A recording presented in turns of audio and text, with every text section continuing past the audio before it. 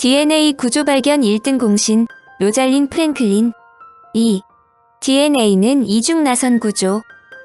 핵산 구조를 밝히는데 도전장을 던진 사람은 1954년에 이미 노벨 화학상을 수상한 라이너스 폴링이다. 그는 우선 자신이 노벨상을 수상하게 한 분야인 X선 회절 연구를 참조하여 분자의 축소 모형을 만들려고 시도했다. 그러나 그는 커다란 분자는 여러 번의 연결로 다양한 대칭을 이룰 것이라는 기존 학자들의 일반적인 관념에 문제가 있음을 발견했다. 폴링은 나선형이 당량이지만 비대칭인 두 물체의 일반적 관계를 표현한다는 것을 깨달았다. 단 하나의 세포 속에 들어있는 DNA를 풀어서 직선으로 펼치면 그 길이가 무려 2.4m에 이른다.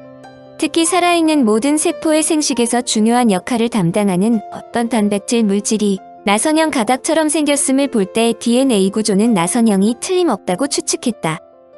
그의 예측은 정확했지만 그에게 노벨상이라는 두 번째의 과실은 돌아오지 않았다. 그가 DNA는 3중 나선형을 취한다고 발표했기 때문이다. 그의 모형은 2중 나선형이라는 정답에서 약간 벗어난 것이다. 케임브리지 대학의 왓슨과 크릭은 DNA가 3중 나선형 구조일 것이라고 주장한 폴링의 견해를 검토하고 있었지만 확신을 할 수 없었다.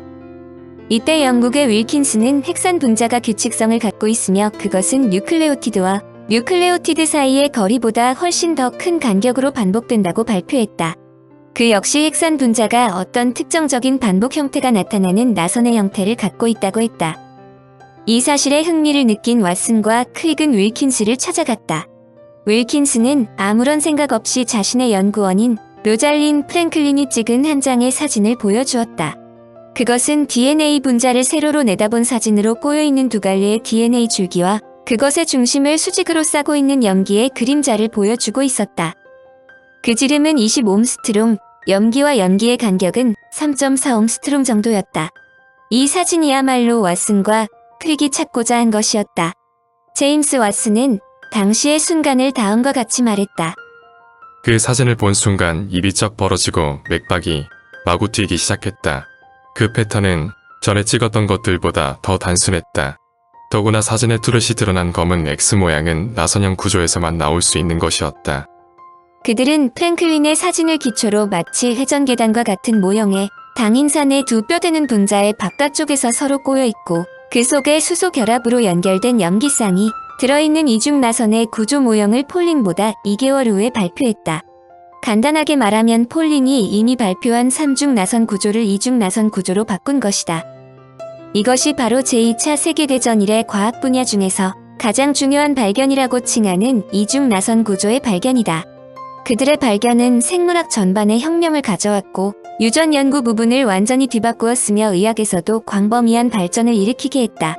왓슨과 크릭이 제시한 DNA 모형은 다음과 같다. 첫째, DNA는 이중 나선 형태를 갖고 있다. 둘째, DNA 분자는 두 줄기로 당과 인산기를 골격으로 해서 만들어진다. DNA를 이루는 기본 단위, 즉 당, 염기, 인산으로 이루어진 구조를 뉴클레오티드라고 부르므로 결국 DNA 분자는 뉴클레오티드가 연속적으로 결합된 고분자 화합물로 볼 수 있다. 각각의 뉴클레오티드는 매우 강한 공유결합으로 결합되어 있어 특정한 효소의 작용이 없으면 끊어지지 않는다. 셋째, 두 줄기의 DNA의 염기들은 반드시 아데닌은 티민과 시토신은 구아닌과 짝을 짓고 수소 결합을 한다. DNA의 결합은 특별한 규칙에 의해 이루어진다. 즉 아데닌은 티민과 결합하고 시토신은 구아닌과 결합하며 결코 다른 경우의 결합은 생기지 않는다. 상대편 DNA 골격에 매달린 염기의 순서는 반대쪽 염기 순서의 음화와 같은 관계가 있는 것이다. 나선 구조를 지퍼로 생각하면 이해하기가 쉽다. 염기는 지퍼의 이빨에 해당하고 당의 사슬은 이빨을 붙인 헝겊에 해당한다. 이 두 가닥이 서로 상호 보완적이며 수소로 연결되어 있는데 두 가닥이 풀렸다가 각 염기의 수소 결합에 의한 친화력으로 원래 구조와 재결합하기도 한다. 이것은 DNA가 자기 복제의 안성맞춤의 구조를 가지고 있다는 뜻으로 이중 나선에서 풀려진 한쪽 염기의 배율법이 결정되면 자동적으로 다른 쪽 염기의 배율법이 정해지는 것이다. 따라서 나선 구조가 풀리면서 각각의 기둥에 새로운 뉴클레오티드가 차례로 붙어 새로운 DNA를 만들면서 새로 생겨난 DNA는 원래 DNA를 정확하게 복제하게 되는 것이다. 마지막으로 모든 생물체에서 분리되는 DNA의 구조는 X선 회절 및 화학적 구성으로 보아 서로 비슷하며 생물체 전반에 걸쳐 보편적인 유전물질임이 확실하다는 것이다. 같은 종의 개체들 사이에 있는 차이점과 다른 생물들의 개체 사이의 차이도 모두 DNA 분자 안에 연결된 4개의 염기 총수와 다양한 조합에 의해 결정된다. 남자와 같이 자란 프랭클린. DNA 구조의 해명은 20세기 생물학에서 가장 중요한 업적으로 꼽힌다. DNA가 이중나선형 구조를 가진다는 사실이 밝혀짐으로써 우리는 DNA가 어떤 방식을 통해 복제되고 후손에게 전달되는지 파악하는 계기가 되었기 때문이다. 왓슨과 크릭 그리고 윌킨스는 DNA의 구조를 밝힌 공로로 1962년 노벨 생리의학상을 받았는데 학자들은 이들의 수상을 가장 아쉽게 생각하는 것은 정작 노벨상을 받아야 할 당사자 2명이 빠져 있다는 것이다. 한 명은 로잘린 프랭클린이고 다른 한 명은 샤가프이다. 프랭클린은 1920년에 영국 런던에 유복한 유대인 집안에서 태어났다. 아버지는 근로자 대학의 선생으로 일했는데 평등과 봉사를 신념으로 삼아 프랭클린을 그녀의 남자 형제들과 똑같이 대했고 심지어 그녀에게 남자아이들의 장난감을 주워 놀게끔 했다. 프랭클린은 런던 시내에 있는 세인트 폴 여학교를 다녔는데 물리와 화학을 좋아했다. 세인트 폴 여학교는 과학을 집중적으로 가르쳤는데 그곳의 과학 수업은 웬만한 대학 수준이었다고 한다. 1938년에 프랭클린은 케임브리지 대학교의 거튼 칼리지에 입학했다. 뉴턴이 다녔던 트리니티 칼리지는 수학과 과학으로 유명했지만 여학생을 받지 않았으므로 남녀공학인 거튼 칼리지를 택한 것이다. 당시 프랭클린의 주임 교수인 노리시는 프랭클린이 실력은 있지만 완고하고 고집이 세서 가르치기 힘든 학생이라고 평가했다. 보통 여학생들과 달리 프랭클린은 자기 생각이 분명하고 열성적으로 공부했기 때문에 유별나게 보였던 것이다. 대학교를 우수한 성적으로 졸업한 프랭클린은 1942년 영국 석탄활용연구협회에서 직장을 잡았다. 그때 프랭클린의 나이는 22살이었다. 그 연구소는 남녀를 가리지 않고 최신 연구에 밝은 젊은이들을 연구원으로 뽑았다. 그곳에서 프랭클린은 자신이 사용할 장치를 직접 만든 후 석탄을 연구하는 새로운 실험 방법을 고안해냈다. 그녀는 석탄 결정의 구조를 해명하는 연구로 1945년 박사학위를 받았다. 1947년 프랭클린은 프랑스 파리의 국립중앙화학연구소로 자리를 옮겨 3년 동안 근무했다. 여기서 그녀는 메린 박사의 도움으로 X선 회절을 통한 결정학의 전문가로 성장했고 1951년에 영국으로 돌아와 런던 대학교의 킹스 칼리지에 자리를 잡았다.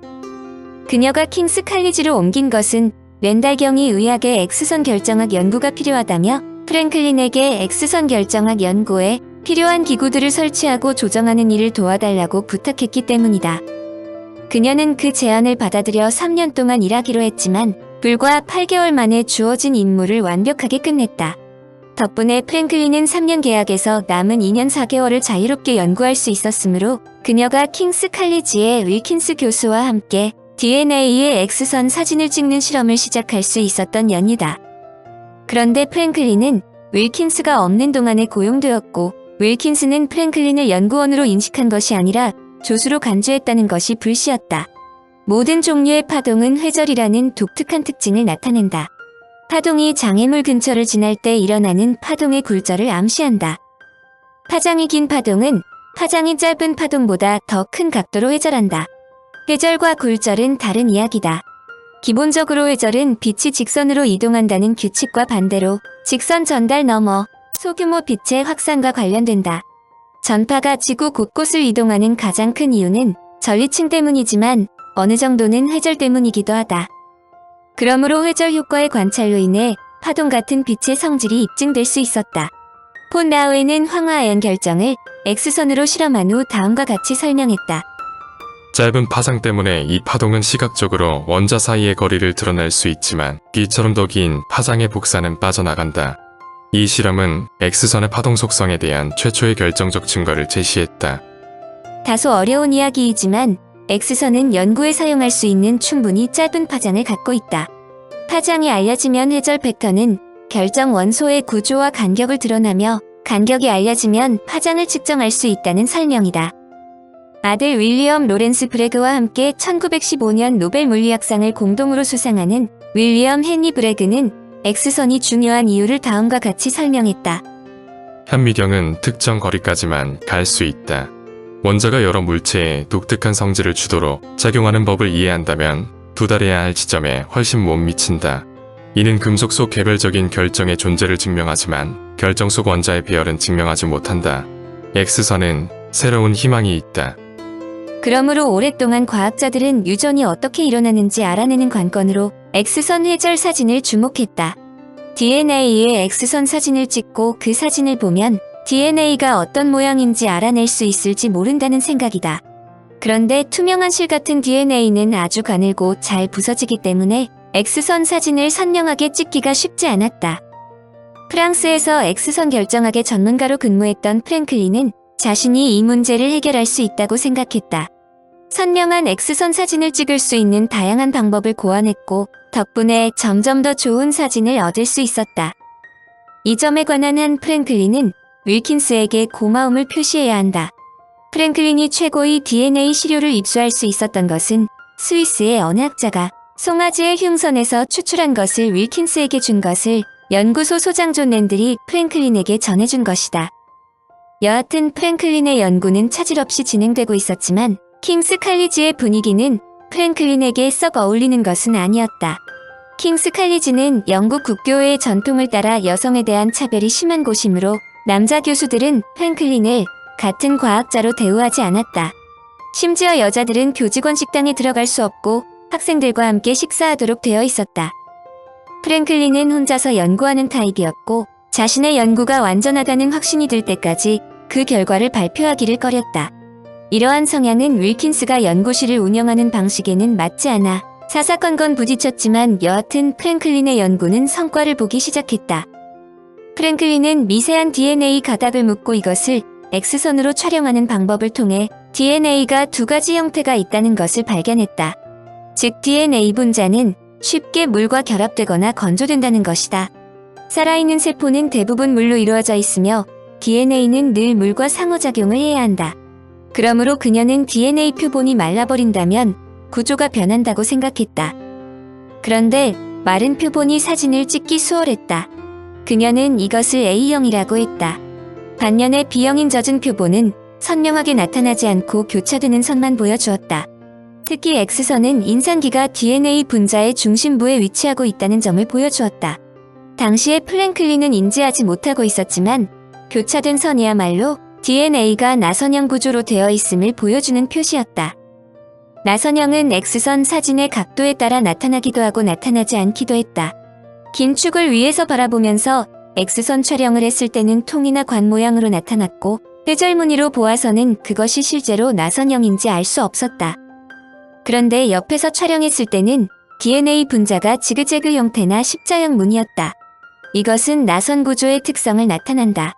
1952년 5월 프랭클린은 DNA의 B형에 대한 선명한 사진을 찍는 데 성공했는데 사진은 DNA가 나선 구조로 되어 있음을 명확하게 보여주었다.